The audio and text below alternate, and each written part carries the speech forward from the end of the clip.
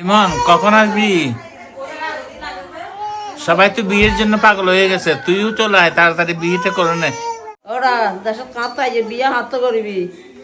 অরিমন অবাই তুই বিয়া হত করিবে হত সদিন তোর বিয়ার অপেক্ষাতে কম দিমিনে তুই হতাইম যে বিয়া হত করবি যে হতাইম যে বিয়ে হতে তাহলে তো অপেক্ষা করি শীতকাল যারগুই।